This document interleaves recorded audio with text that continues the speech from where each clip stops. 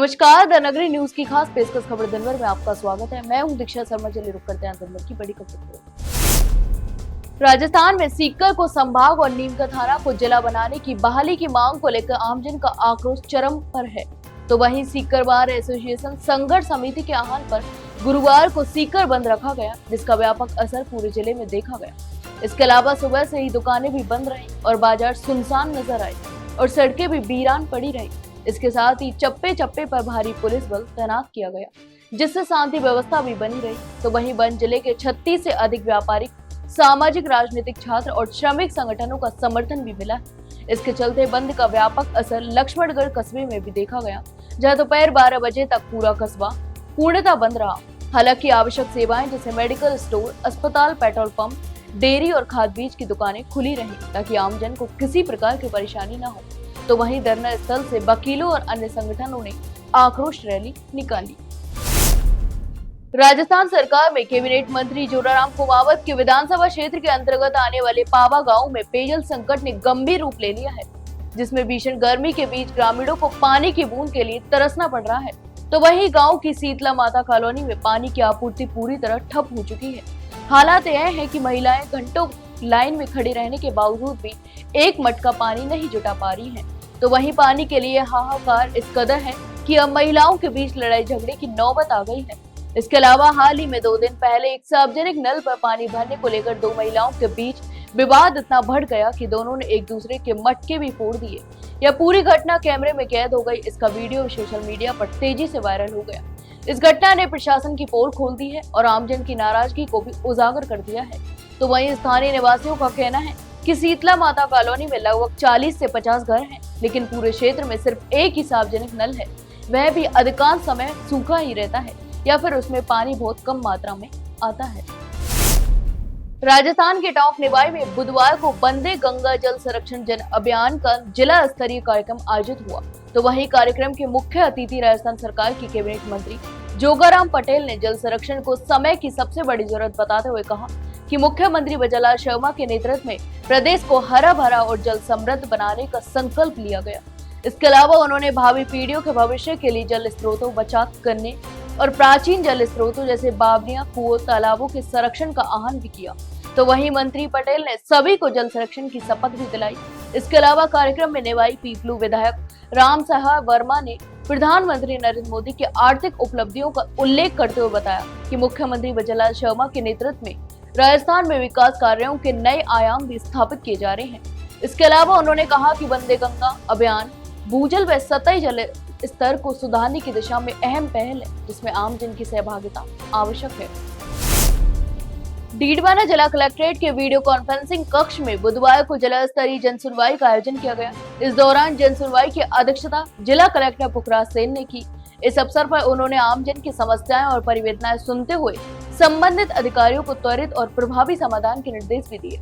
तो वहीं जन सुनवाई के दौरान जिले के विभिन्न क्षेत्रों से आए नागरिकों ने अपनी समस्याएं सुनी, जिनमें भूमि विवाद, पेंशन, सरकारी योजनाओं का लाभ, राजस्व मामलों और सामाजिक सुरक्षा से जुड़ी शिकायतें भी प्रमुख रहीं। तो वहीं जिला कलेक्टर पुखराज सेन ने प्रत्येक परिवादी की बात गंभीरता से सुनी और संबंधित विभागीय अधिकारियों को निर्देशित भी किया कि वे मामलों का शीघ्र समाधान करें और आमजन को राहत पहुंचाएं। इस जन सुनवाई कार्यक्रम में जिला प्रमुख भागीरथ चौधरी, अतिरिक्त जिला कलेक्टर महेंद्र मीणा, कुचामन के एडीएम राकेश कुमार गुप्ता समेत जिले के सभी प्रमुख विभागों के जिला स्तरीय अधिकारी भी मौजूद रहे। टोंक अंतर्राष्ट्रीय योग दिवस के उपलक्ष्य में भारतीय जनता पार्टी के श्यामा प्रसाद मुखर्जी मंडल के तत्वाधान में गुरुवार को नेहरू पार्क टोंक में योग अभ्यास कार्यक्रम का आयोजन किया गया, जिस अवसर पर बड़ी संख्या में भाजपा कार्यकर्ताओं और नागरिकों ने भाग लिया।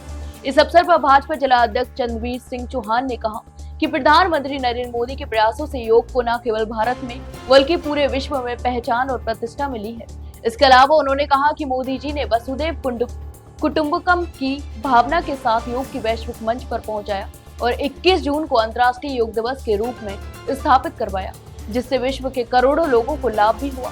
तो वहीं चौहान ने कहा कि भारत के लिए यह बेहद गर्व की बात है कि योग, जो हमारे प्राचीन समय की देन है, आज स्वास्थ्य के क्षेत्र में एक प्रभावी दवा के रूप में दुनिया भर में अपनाया जा रहा है। इसके अलावा उन्होंने कहा कि योग न केवल व्यक्ति को शारीरिक और मानसिक रूप से स्वस्थ बनाता है, बल्कि यह समाज में सामूहिक कल्याण और अनुशासन की भावना को भी मजबूत करता है। उदयपुर के प्रतिष्ठित आरएनटी मेडिकल कॉलेज के हॉस्टल में एक बेहद दुखद हादसा सामने आया है, जहां हॉस्टल की चौथी मंजिल पर वाटर कूलर में करंट आने से रेजिडेंट डॉक्टर रवि शर्मा की मौत हो गई। यह हादसा देर रात हुआ, जिससे पूरे हॉस्टल परिसर में अफरा तफरी मच गई। तो वहीं हादसे के तुरंत बाद हॉस्टल में रह रहे अन्य डॉक्टर्स ने डॉक्टर रवि शर्मा को गंभीर व्यवस्था में एमबी हॉस्पिटल की इमरजेंसी में पहुंचाया, लेकिन वहां जांच के बाद डॉक्टरों ने उन्हें मृत घोषित कर दिया। इस घटना के बाद रेजिडेंट डॉक्टर्स में भारी आक्रोश भी फैल गया। तो वहीं रेजिडेंट डॉक्टर एसोसिएशन के अध्यक्ष डॉक्टर दीपेंद्र ने अस्पताल प्रशासन और हॉस्टल वार्डन पर गंभीर लापरवाही के आरोप भी लगाए और उनका कहना है कि हॉस्टल के उसी वाटर कूलर में पिछले 15 दिनों से करंट आ रहा था और इस बारे में कई बार शिकायतें भी की गई थी, लेकिन जिम्मेदारों ने इसे नजरअंदाज किया। इसी लापरवाही का खामियाजा डॉक्टर रवि शर्मा को अपनी जान देकर चुकाना पड़ा। राजस्थान में इस वर्ष मानसून ने तय समय से 7 दिन पहले ही दस्तक दे दी है, जहां बुधवार को मानसून की औपचारिक एंट्री हुई और गुरुवार को भी राज्य के कई हिस्सों में बारिश का दौर जारी रहा।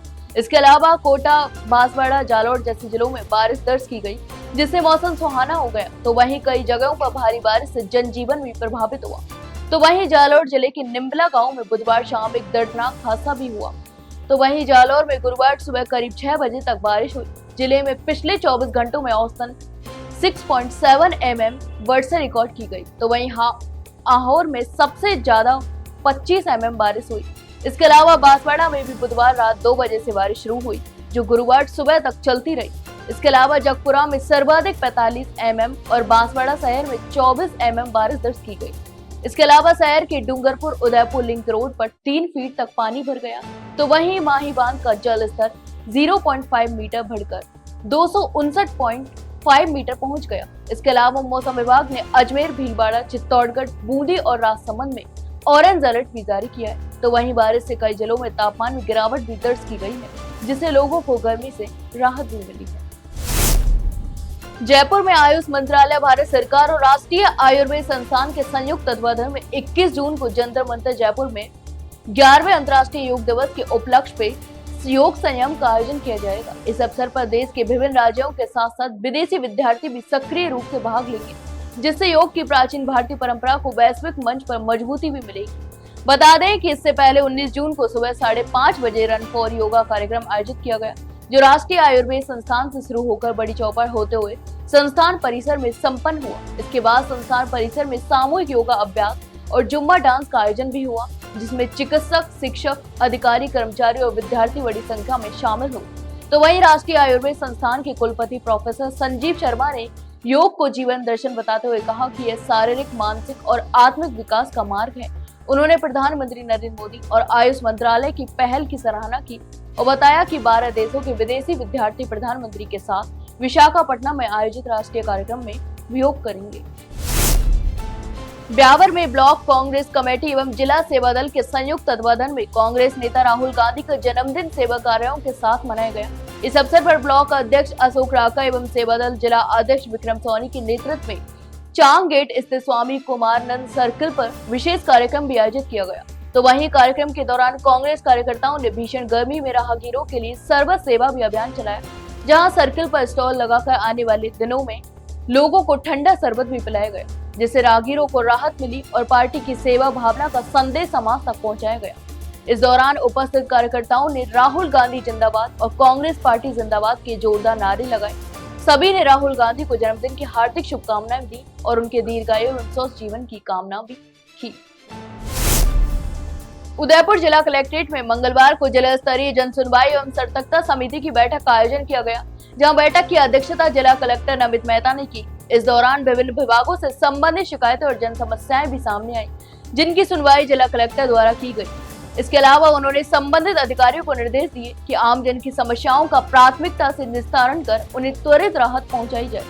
इसके अलावा बैठक में जिले भर से आए परिवादी अपने शिकायतें लेकर उपस्थित हुए। तो वहीं जिला कलेक्टर नमित मेहता ने गंभीरता से प्रत्येक मामले को सुना और मौके पर ही अधिकारियों को समाधान के निर्देश भी दिए।